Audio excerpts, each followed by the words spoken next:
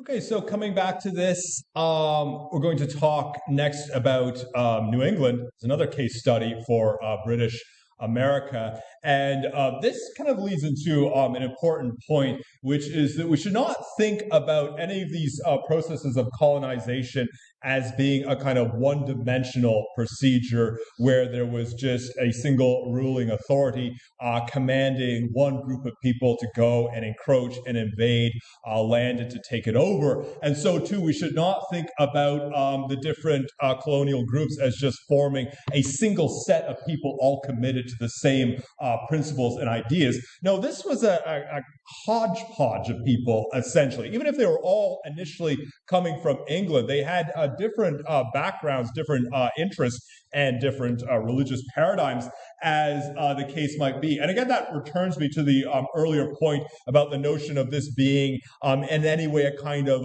organized invasion of the Americas. Well, again, to reiterate the point, pre-industrial society, they could not manage anything like that. Even if they wanted to do something like that, the level of organization, coordination, consolidation, just impossible at this time. So this was just a disjointed, haphazard process of different people from England landing on this new continent for different reasons and growing up into a kind of a loose kind of conglomerate, essentially. This helps explain, of course, why so many of the regional and cultural differences persist to this day in the United States. Southern United States is different from New England to this day, culturally speaking and socially speaking. We trace that all the way back to the 17th century. So when we talk about New England, we're talking about a kind of a different environment than Virginia. Puritans began arriving in what would become New England in 1620. I think this was the second main settlement in America, so different part of the nation. Should take you back to the map here we looked at earlier on. See, take us down into Virginia. So down there, you go up into New England or Boston, you're talking about different areas. So it's quite a different region divorced from the other places. And they were religious dissidents. That's basically the reason why they were coming overseas. They were hardline Protestants who rebelled against the Church of England. England had been through the Reformation. That was the break from the Catholic Church. You had various Protestant religions that grew up at this time, Lutheranism famously, but various others as well. And the Church of England, or Anglicanism, became famous for being quite a moderate version of Protestantism. You look at Anglicanism, kind of looks a lot like Catholicism, right? It's the same kind of basic principles and ideas, except there's no Pope of Rome. And that's, if you took the class last semester, you remember there's an entire backstory as to why that's the case. Don't need to know it here, but all you do need to know is that there were various other Protestant groups and sects that grew up in England that wanted to kind of complete the Reformation. They were dissatisfied with the way that the Church of England kind of looked like Catholicism. They were more hardline Protestants. Some of them were Calvinists. Calvinism became a kind of very austere version of Protestantism that grew up at this time. And so Puritans were people who were dissatisfied with the ruling church in England. Some of them wanted to reform the Church of England. Some of them wanted to break from it altogether. The people who started to come to New England were basically looking to separate themselves from Anglicanism, start their own church, their own kind of hardline version of Protestantism in this new land. And the waves of Puritans began to pick up in particular during the English Civil War in the mid-17th century. And again, there's an entire backstory to that, which we don't have to get into. But basically, the king at the time, the king who would be executed eventually, Charles I, he kind of looked a lot like a Catholic in disguise to a lot of people at that time. He was an Anglican inevitably, but he sort of had a lot of the kind of Catholic trappings to him. Puritans really disliked that, and they kind of despaired at the idea of ever really reforming England, ever really completing the Reformation, and so they decided to ship out. They're going to go to a new place. They were not arriving for the glory of England. Here's a kind of another interesting point that we have to keep in mind. We have this idea of the kind of English colony growing up. Well, insofar as this is attached to the mother country, it must be the case that they are looking to enrich England. Well, that's actually what ended up happening to a degree. But a lot of these people arriving despised England, right? That's the reason why they were leaving. They thought of England as just this place that is overrun with papists, which was what they would call Catholics at the time, and vagrants and prostitutes and idlers and all sorts of horrible people. The place is toxic. It's a hellhole. That's the reason why we're leaving. So this was really a kind of a break toward independence and sovereignty to find really their own new nation. They sought, as I said, a new version of the elect, free from royalty and the aristocracy, which would become another major story in the growth of America as a nation. Now, Puritans, insofar as they were Calvinists, believed in this idea of the elect as those people who are specially ordained by God. And it's one of the weird things of Calvinism, this notion that God really decides who is saved and who is damned. And there's nothing you can really do to change God's mind or to intervene in that because it's God, right? He's the one who kind of rules over everything. He's the kind of reigning authority. And so the Calvinists had this kind of deterministic idea of, well, all you can do is kind of look for signs of you being one of the saved during your lifetime. And the elect would be, of course, those who are kind of bestowed with the grace of God. But kind of the key point is that this is a different version of the superior people in society than what existed in England, where it's all about the royalty and the aristocracy.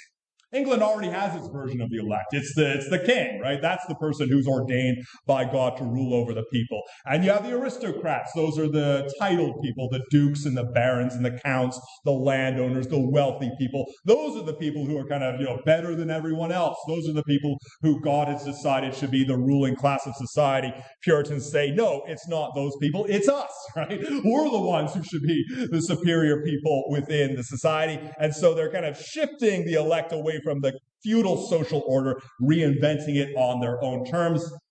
If that sounds a little bit like a kind of version of American exceptionalism, then we're on to something. It's, again, interesting how you can trace these different threads in national culture all the way back to its kind of early beginnings. They did not necessarily promote religious freedom in general. Now, that's become another part of the way America kind of pitches a patriotic narrative, that a lot of these religious dissidents were coming to America because they wanted religious freedom away from ruling authorities. Well, kind of, but they wanted their own freedom.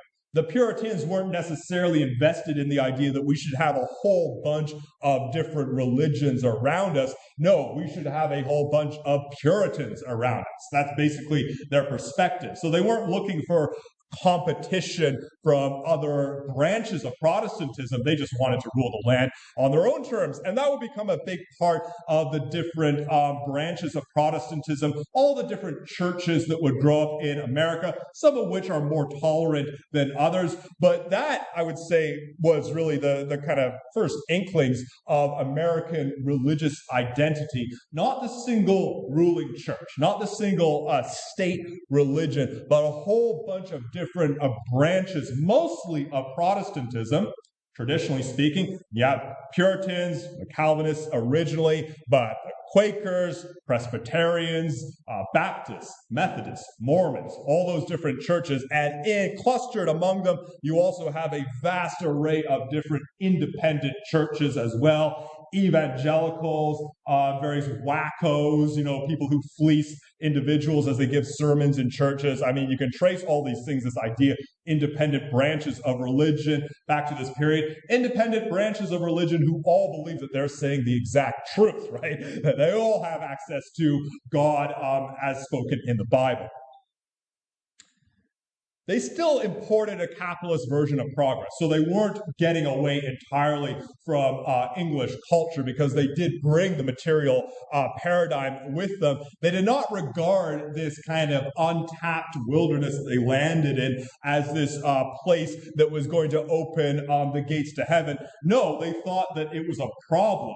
The way that the Native Americans had not changed the wilderness, that they had not, quote, tamed the wilderness, and thus they despised the natives as being slothful people who had failed in what everyone should do, which was this kind of industrious endeavor of exploitation. So it's not as though the Puritans landed in America and loved what they saw. Rather, what they saw was just this land which had been left to seed, and so they immediately set to work as these incorrigible doers, people who would basically build up civilization, build up institutions, build up their own culture, and it didn't matter what native nations or groups of people existed already.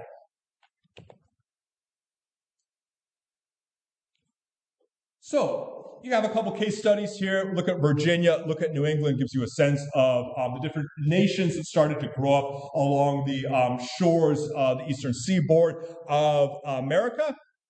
And there you can see the growth of the colonies towards the cusp of the Revolution across the 18th century, that reddish strip there on the eastern seaboard.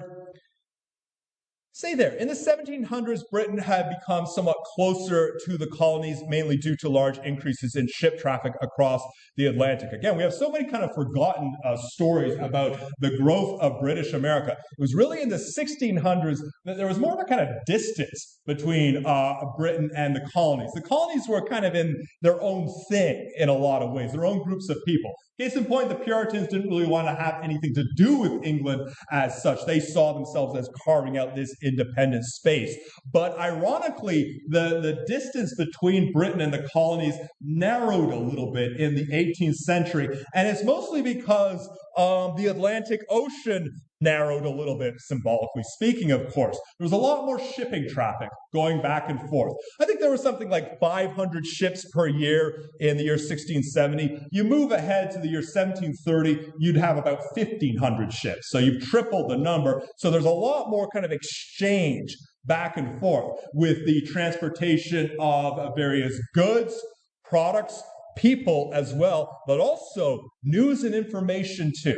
Because you don't have the internet, right? You don't have television, you don't have any of that stuff. So how are you going to learn about stuff? Well, people have to transport across the Atlantic. They have to bring news of what's going on in Britain. So if you have more traffic, if you have more people, then it increases the circulation of information. Thus, people in the colonies are starting to become better informed of what's going on in Britain and vice versa. So it's kind of strengthening the ties between the different sides of the Atlantic. So it's kind of one of the non-linear events in history that there was this greater intimacy between Britain and the 13 colonies in the 18th century. Britain was becoming more intent on controlling the colony. I mean, no longer just a dumping ground for people that they don't necessarily want in Britain, because the colonies are proving to be profitable, and this is also starting to become part of the story of capitalism, which is picking up steam at this time. The idea of having access to all of these different resources, again, many resources that you simply cannot get in Britain. Generally speaking, crops, things that you just cannot grow in Britain because the climate is not conducive to it. Okay, get some land and ship all of this stuff back to Britain. Thus, you can turn it into whatever products you're going to make, and then you can sell it. That became part of the narrative at this time. Increasingly, with capitalism taking hold, there was this idea that every country in Europe needs to have an overseas colony. They need to have resources to more land, access to more land, access to more resources. Part of this mission of gaining control involved granting British citizenship to colonials, even those who had been born in the colonies. So even if someone was born in America, if they were a free person, could technically become a British citizen, which had not been the case previously. But at the same time, the colony was becoming ever more diverse. So there was a push and pull process that was going on. When you get into the 18th centuries, it's no longer just English people who are coming to the colonies. I mentioned the transatlantic slave trade. You have a really growing African slave population in the colonies as well. You have people coming from Scotland too, and also people from Germany as well. So it's becoming a kind of more heterogeneous place with all of these different cultural identities and different ethnic groups existing there. And the melting pot, such as it is, it doesn't quite exist in a full-fledged form at this time. So it's becoming a more diverse place. Crucially, not really religiously diverse, at least not in the sense of Protestants versus Catholics. Catholics were the people who are not welcome in the British colonies at this time. So you have You're going to have people coming from what is now Germany because they're Protestant. All this is the lead up, the build up to the American Revolution, and here are the topics we're going to discuss with that. Lead up to the Revolution, the chaos and divisions of the war, new country problems, and also the French Revolution, which occurred very shortly after the American Revolution and is in some ways a counterpoint to it. So leading up to the American Revolution. In the 1700s, people in America often thought of themselves as Britons who happened to live west of the Atlantic. So we need to get away from this idea that in the lead up to the Revolution, the people living in the colonies were already starting to think of themselves as being American. Well, generally speaking, no. They did not think of themselves in that way. They thought of themselves as British subjects. And by this point, it is Britain because of the unification of England and Scotland. And so, insofar as there was any kind of unity to this diverse, heterogeneous identity, it was a British identity founded on a shared language, the English language, as well as various cultural customs and the legal system as well. So not really an independent national identity at this stage of things. There were a lot of people arriving in the colonies now, up to 15,000 immigrants arriving annually.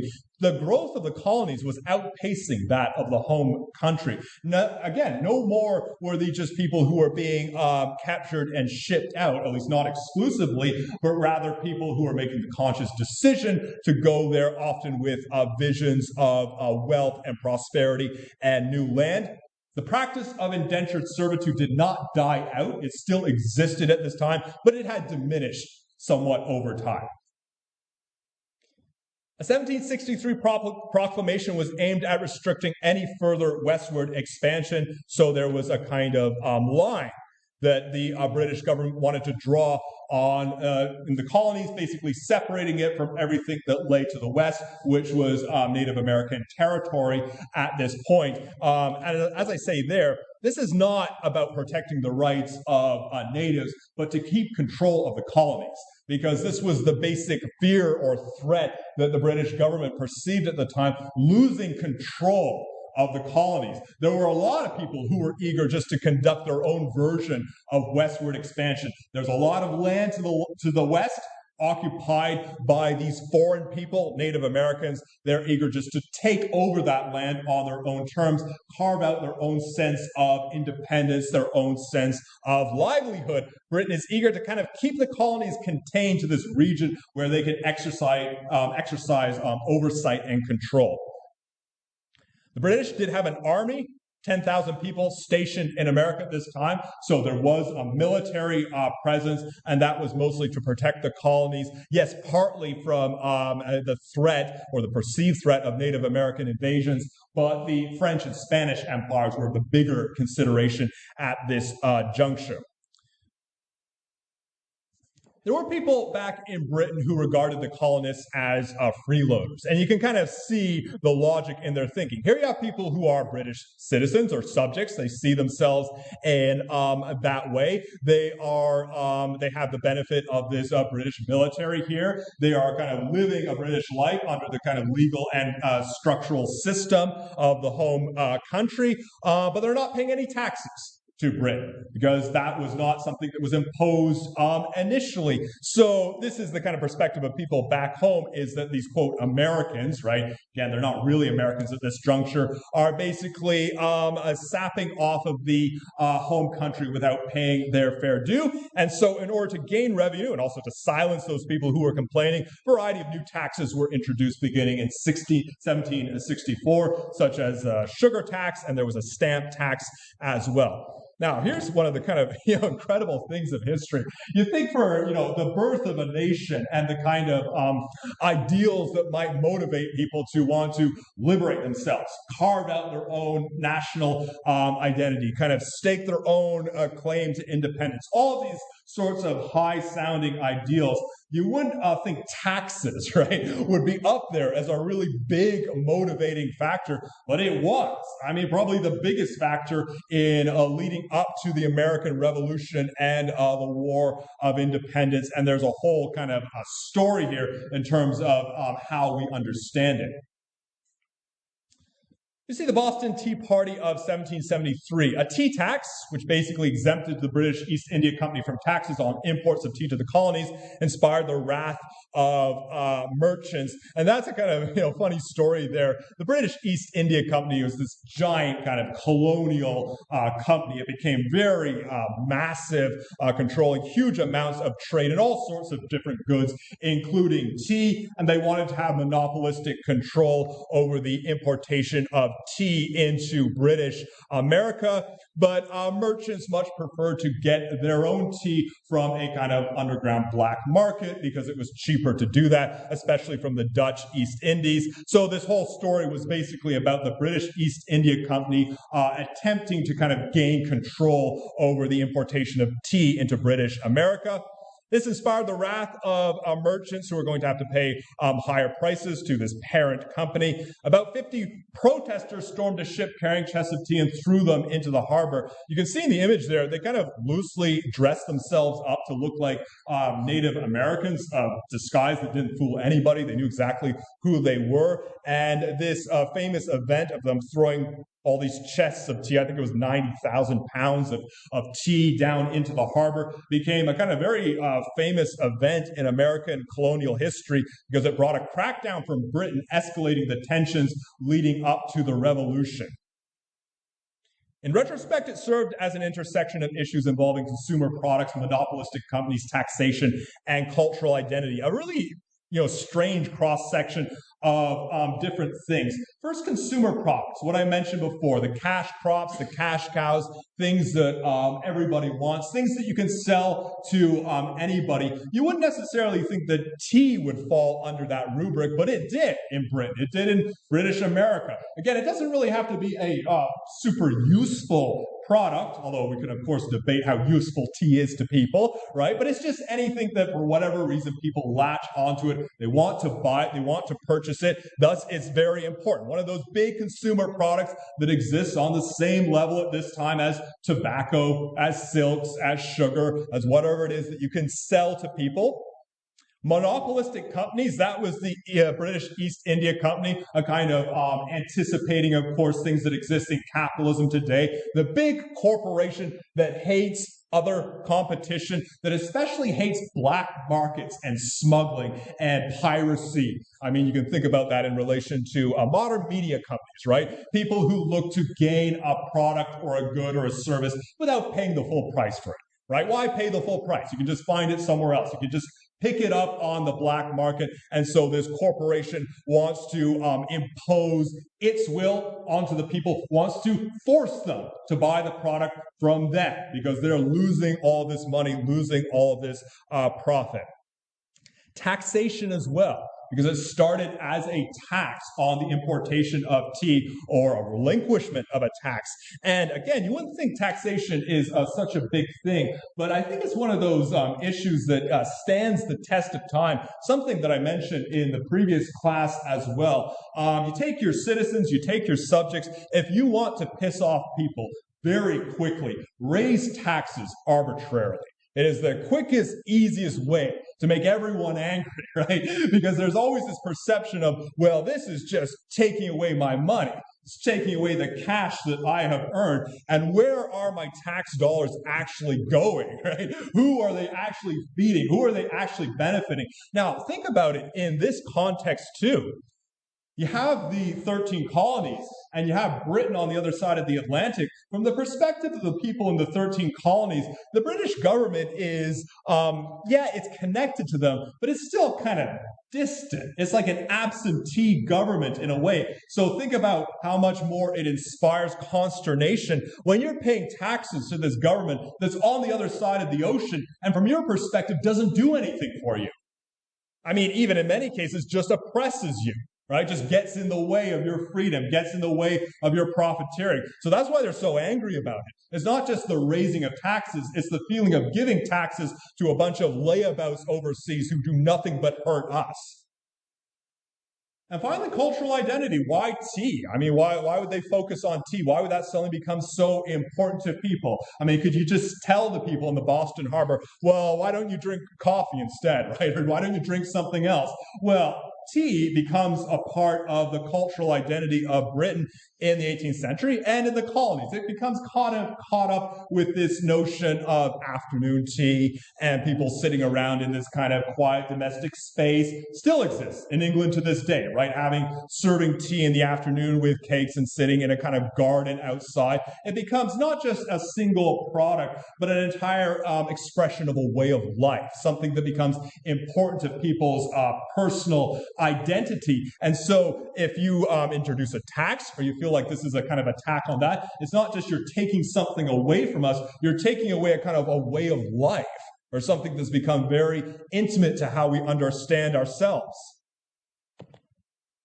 Self-styled descendants of the Boston Tea Party, I mean, this is why it's this kind of cross-section of different things, and thus the Tea Party movement, which I don't know if it's still going today, certainly has its successors, but that became a thing, especially during the Obama presidency, and they had all sorts of different grievances, including Donald Trump's birther myth stuff was part of that as well, but this idea of paying taxes to a government that's an absentee government.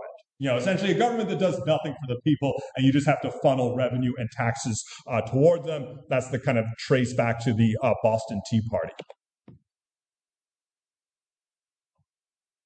Speaking about the American Revolution then. Now, in retrospect, when you say American Revolution or the War of Independence, this is a day that's celebrated in the American calendar. July 4th, presented as the birth of a nation, 1776.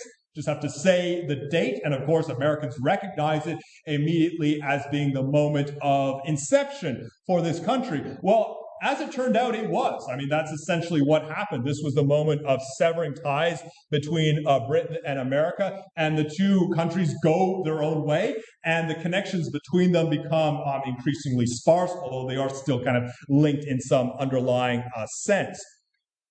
The narratives often depict the revolution as a unified revolt based on a shared national identity, that this was about Americans, people living in the colonies who self-identified as Americans, battling against the British. Again, not really, because they didn't see themselves as being Americans at the time. They saw themselves as being British. So it was more a kind of a civil war type of thing, British against British, but different versions of it.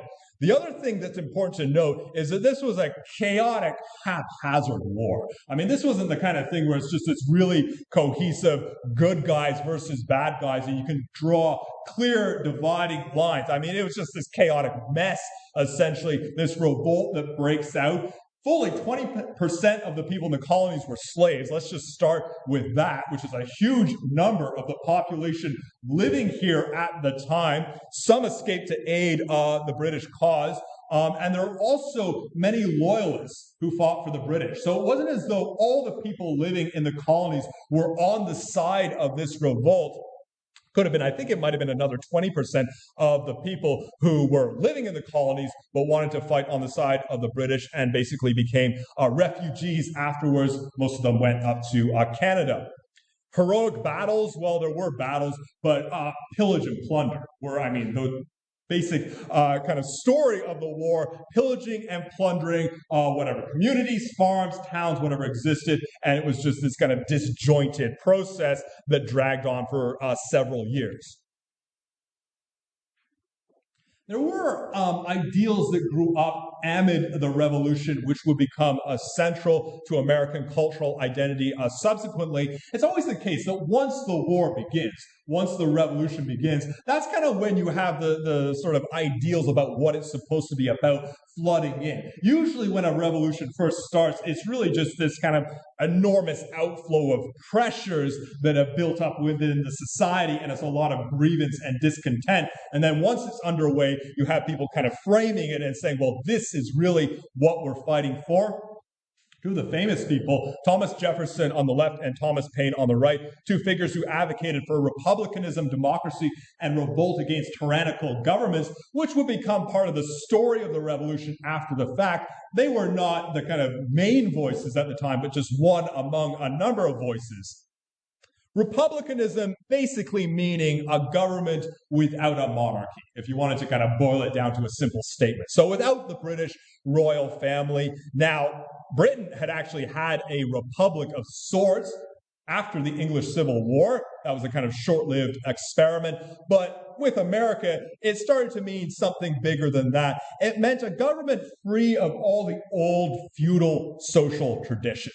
So no more of this stuff where you have this hereditary system of succession where the next leader, the next ruler is just the son of the current ruler, and it just proceeds in that way. And the same too with the feudal aristocracy, the idea that land and wealth just basically passes through this familial line from one generation to the next, and it's this rigid system where people never have an opportunity to gain any social mobility. Regardless of their talents, their abilities, their intelligence, doesn't matter, right? Because you're born into a certain station, thus you have to remain in that station. That's the kind of ideal of republicanism. Democracy, we know about the rule concentrated in the hands of the people. They did not understand democracy at this time as we would understand it today. I mean, it wasn't all of the people, but the kind of idea of it.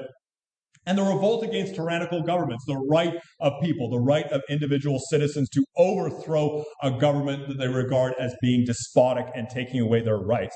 Jefferson, actually, for instance, insisted on periodic revolution. That became one of his interesting talking points. I forget the time period exactly. It might have been 19 or 20 years, he said, where every 20 years we should have some kind of revolt or revolution. We should not allow a government to stagnate. You should kind of continuously remake the social order, which when you look at American history, that becomes ironic, right? Because there hasn't been a revolution since 1776, at least not on a kind of grand scale. And also the transformation of the people into individuals who could break free of servitude and rule without masters. The idea of revolution is to kind of awaken the people from a condition of subjugation and servitude, allow them to become independent people, free-thinking individuals. Now, as you might imagine, Jefferson's legacy as not just a thinker, but also as president, because he was the president subsequently, is right at this cross-section of conflict and hypocrisy as well, because he owned slaves. He owned hundreds of slaves during his lifetime. And there's still, of course, today, stories about the descendants of people. He had children with various slaves, and the descendants of those people still in America today. So how does he reconcile that in his mind? He uses the system of slavery for his own personal benefit. I mean, purely for financial reasons, but at the same time is adamant in his opposition to slavery. So gives you a sense of the way people could engage in that level of doublethink at the time of saying one thing, maybe even believing it, but in their kind of pragmatic life having a different orientation. These ideals, which did exist in America, ideals of independence, republicanism, and democracy, had to compete with the challenges of unifying a country that was surrounded, so it felt, by hostile forces and full of a war-weary population. And here's another one of those hidden narratives of the American Revolution. If you look at the state of America when it becomes independent, so the colonials who were in revolt do win the war, becomes independent in 1776. The situation doesn't really look that good for them at that time, though. You have this kind of small, narrow strip of a country on the eastern seaboard of the Americas. Their perception is probably that they are now surrounded by a bunch of hostility. You have the Spanish Empire, you have the French Empire, who would be only too eager to encroach on the colonies if they could, to even take them over if they could. Now Britain is an enemy, the British Empire is an enemy, and they might see the Native American population as being hostile as well. So you have this picture of this very small kind of a country just squashed between a bunch of forces or regions or people who, for all intents and purposes, could all turn out to be enemies. and also full of a war-weary population. This was not a population of people who were, eagerly celebrating the glorious victory of the revolution. As is usually the case in these kinds of situations, the majority of the people in the colonies did not want to be involved in the American Revolution. Most of those people, they just wanted to be safe and secure and to be able to earn their own living. That's usually the case. There's a group of people who don't necessarily choose a side. They don't really care if it stays a colony or not. And so these are the people who've been dragged through this bloody, chaotic conflict, which has gone on for several years. They're sick and tired of war. They don't want another one. And so you have this newfound government, which is in a position where it must placate the people as best it can. It is in a position where it must convince them that the revolution is a good thing and is going to pay off for them in the future. And it's one thing to feed them a bunch of ideas about democracy, but you also have to feed them food as well, right? You have to give the people something concrete and material to make them believe that this was all worth it. There's the Constitution of the United States ratified in 1789. I say that the Constitution is treated as this kind of sacrosanct document in the way, something on the level of the Bible, at least in the kind of contemporary perception of American politics. Well, I don't think any document really exists on that level, but the Constitution makes for an interesting case study. It reflects this fixation on the written word, which was becoming kind of more of a thing at this time. The idea of shifting from the kind of oration or oral tradition to the written word, and the notion of recording things on paper, and the idea that when you record something on paper, when you write it down, you're kind of engraving it in place. It's kind of like chiseling something into a stone, where this is definitively what we're going to say. This is the evidence or the true record of what this nation is going to be. And of course, to this day, they still treat the Constitution as though it is the kind of the last foundation for understanding about the rights of American citizens and for understanding American cultural identity. As I say, it was really a product of just competing forces, the desire for a government that would provide security and safety after the chaos and bloodshed of the war years, but also for a government that would enable the individual pursuit of affluence in whatever form. As I said, the government of America was in a position where it had to make concessions to the people. The Constitution is kind of like one big concession, right? That's one of those things that hasn't really been studied in history. It's a document that's kind of promising the people different things if they just stick with us. So this idea of freedom and equality, which did not apply to all of the people in America, of course, but nonetheless, this idea of the people being equal, people having the right to pursue prosperity on their own terms. It's like the government saying, here, we're giving you stuff. Here you go. You can go out and you can be rich. You can be free. You can be independent. You can do all of these things. And this was exactly what a lot of people in the colonies were clamoring for, especially the pursuit of affluence, just free of any kind of government restrictions. I mean, the westward expansion, which we're going to talk about further next time, this encroachment onto the Native American territories. For the most part, that was just people living in the colonies who wanted to go out and take up land and establish their own livelihood, and they wanted as little as possible to do with this mothering government or any kind of oversight regarding taxation or anything like that. Again, something we can speak about, the legacy of America. Sounds kind of familiar, right? This individual pursuit of happiness, free from government intervention, free from government control. I mean, they apply those ideas to giant corporations today in America. That's the kind of ideal of America. No, you just have the opportunity to go out on your own and make profits, and to hell with the government. They shouldn't be involved in this in any way whatsoever. So again, another kind of thread in American cultural history that takes us all the way back to the beginning. Yeah, so we're out of time. So we just have a few more slides. So we'll finish up with this next time and get on to the section on the 19th century next time. In the meantime, enjoy the rest of the week.